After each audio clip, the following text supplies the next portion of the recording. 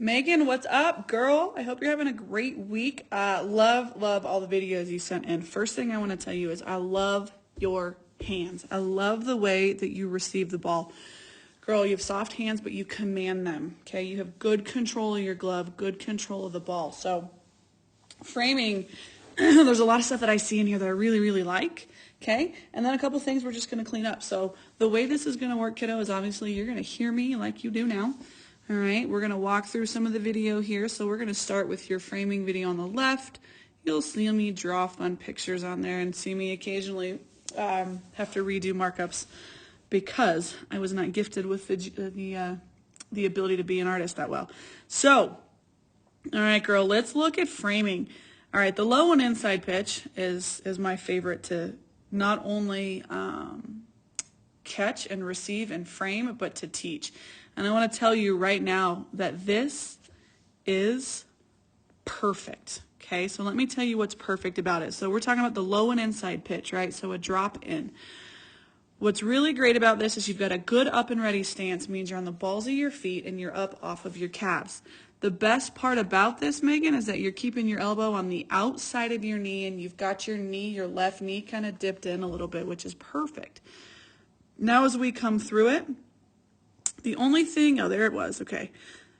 Now, as the pitch comes in, and so let's talk about our footwork when we frame a little bit. This is going to be the same for inside and outside pitches. So you're stronger framing inside pitches than you are outside pitches, which is very normal, okay? So when we talk about our framing, when we're in that up and ready position in our footwork, as the pitch comes in, we step towards that corner the pitch is coming, just like you're doing right here. This is perfect. As the pitch comes in, you got to shift your hips over that outside leg because we want to try and receive that ball in the midline of our body. So you want your nose and your chest behind that. So if I'm going to critique anything right here, buddy, look when you receive it, okay? Draw a little dot right here, okay? And now let's look where your midline of your chest is. There, and we're almost pointing this way a little bit with your belly button, okay? Can you see that right there? What I would love you to do a little bit more is once you step, I want you to shift your hips over that left leg a little bit more. So when you receive this, your midline, meaning like your chest and your nose, are behind the ball versus inside it a little bit. You do a great job of here. It's almost like we receive it and then kind of lean and get behind it. See that right there? Where you end up is great. But I want you to receive it in that position versus catch lean, okay? But otherwise, that position right there, Megan, is beautiful. It's perfect. Think about framing. It's the art of creating a perception for the umpire, right? You want to tell him, hey, you want to create a picture that says, hey, this ball's in the zone by the way that you receive it, by the way that your body is set up, and by the good subtle movements and control of your body, right? So we don't want to have a lot of movement going on. We don't want to be pulling that ball in the zone, right? When you think about framing, receive the ball in the spot you want to hold it, okay? So this, like I said, is beautiful. Let's just tweak it to get a little bit better by shifting our hips to that, over that left leg a little bit more. Okay, minor details I want you to think about when throwing, and I'm going to pick them out on both of these videos here. I want you to watch something. So yes, we're working framing here, but as you go to throw the ball back to the pitcher, I want you to see where you take the ball out of your glove. Okay, can you see it right here? Now that ball is probably below your right shoulder, kind of in front of your chest, in front of your body, right? Every repetition that you make is creating a habit, is creating muscle memory, is telling your body, hey, this is exactly what I want to do. So I would be willing to bet that 90% of the time your glove transfers when you throw happen right here. Let's look over here. Oh, snap. Check it out. Look where you take the ball out of your glove. Okay? Same thing right here. So this is a habit you don't even know exists. Now, I want to talk about glove transfer because it's a really big deal because your glove transfer will make or break your steel throws. Okay, from an accuracy perspective, from a pop time perspective, and from a power perspective. Okay, Every time you throw the ball back to the pitcher, we want to make sure that we have a solid glove transfer because you're painting that picture for your body. So right now, we're going to have to teach your body, hey, I want you to do something a little bit different here. So I need you to be aware of it every time you throw the ball back to the pitcher. Every time you pick the ball up and you're playing catch or you're working your steal throws. Every time you throw, okay? So we know that your glove transfer habit is here. What I want you to do is I want you to think palm to ear, okay? So we're on the right side over here. Ball is in your glove. Your palm should come up to your ear. I want you to think about pushing your palm up because that's where, so this right here is the perfect throwing position for a catcher. We come straight back, and I call this position that power feed the horse position, and it's a really corny analogy, but if you've watched the throwing series video, then you get it. But that's the perfect position. So we've got it. We want a good 90-degree approximate bend in that elbow. The ball turned away from you, okay? And elbow as high as the shoulder. This is beautiful. But what's lacking right here is this guy. At this position, your glove should be right here by your ear, everything together. Because if you've watched the throwing series, you know the power episode, that the two things that give us power are our leg drive and our glove pull. So as you come forward now, you want to pull your glove from your ear hard to your armpit, keeping your glove close to your chest and in tight because it's physics basically, because that's going to help you produce the most power in your throw from your torso. It also takes the heat off of your throwing arm. So notice your habit. Let's go back. We receive the ball, we exchange here, and then the glove drops and comes out. So right now, you're putting all the emphasis on your arm for power, and I want you to get used to using that glove. So from now on, when you receive the ball, and I'm going to go back to the other side in a minute, you're going to receive, palm to the ear, and then we get to that position. But at this position, before you come forward, I want your glove at your ear. Okay, then you're going to tuck and pull it. Now let's come back over here, same thing. See how where you transfer is out front. I want your palm up to your ear at that point. And then your glove's still going to be at your ear when you're in that back position. And as you throw forward, now you're going to pull your glove from your ear to your armpit to come forward.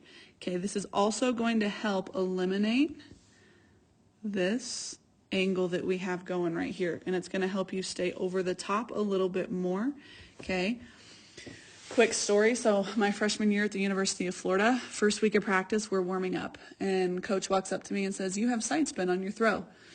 And I kind of looked at her and I was like, "Yes, ma'am." And she said, "No catcher of mine will have side spin on her throw. You'll throw with this for 8 weeks. You'll throw with this until it's gone." And so basically she gave me a spinner. She took the ball out of my hand and she gave me a spinner, which is what pitchers use, and said, "When it's gone, you can have the ball back." And it took me 8 weeks to get rid of it. 12 to 6 spin. So if the ball is a clock, 12 o'clock's on top, 6 o'clock's on bottom, you want your ball to spin and rotate from 12 to 6 backspin. That way it keeps it on a straight line moving through your target, okay? When we have an angle like this, that puts side spin on the ball. So when you throw, I really want you to pay attention to what does your spin look like. All right, so just a quick throwing. We'll continue to revisit that as we progress here. So I want to fast forward. We talked about the inside pitch. I'm going to fast forward to the outside pitch. Hang with me, kiddo. You got a lot of good stuff here for me. I love it. Hang tight, hang tight. Here we go. All right, outside pitch, girl. Now, I want you to look. Let's back up first and see if that right foot moves. So up and ready position. Did we step? We did not. So I want you to, oops, wrong tool. See, that happens. I want you to watch your right foot. Did you step towards the outside corner? We did not. So we're leaning at this point. So watch how you're leaning. Now, you can see here your belly button is facing that first baseman because your hips are sitting back on this leg. What I want you to do is now when you work on the outside pitch, up and ready position, I want you to step towards the outside corner and I want you to shift your weight to that right hip. So now your belly button faces back towards the plate. This is going to help you get your glove and your fingertips around the ball because right here I want your fingertips pointing at the pitcher. So you're going to get around it with a straight arm and you're going to receive it with your fingertips facing the pitcher and a straight arm, which means your nose and your midline is going to be behind the ball. okay? I will give you some drills to watch that are going to reinforce this. So, okay, we talked about throwing, we've talked about receiving. Here's what I want to do, kiddo. Let's focus on those two, and then I'm going to tackle your blocking and your throws from your knees next week because I don't want to overload you with too much right now. So let's focus right now on throwing mechanics. So first off is going to be our glove turn, getting our palm to the ear, transitioning back to that power position or feed the horse position as I like to refer to it. Getting that consistent. And then as you come forward in your throw, pulling your glove from your armpit to your chest, keeping it close to your body. That's going to help you with power. It's going to take pressure off of your arm. It's going to help you stay over top of the ball. Okay? And then with framing, we're going to work on moving our feet not only on the inside corner, but also the outside corner. So I want you to get used to stepping with that right foot as you call that curveball, shifting your hips over the right hip, and now getting your belly button turned back towards the plate. Because when you receive the ball, you've got to have your belly button and your palm back towards the plate, okay? So here's going to be your homework. Watch the throwing series, and I want you to go through some of those drills, those steel throws from our feet drills.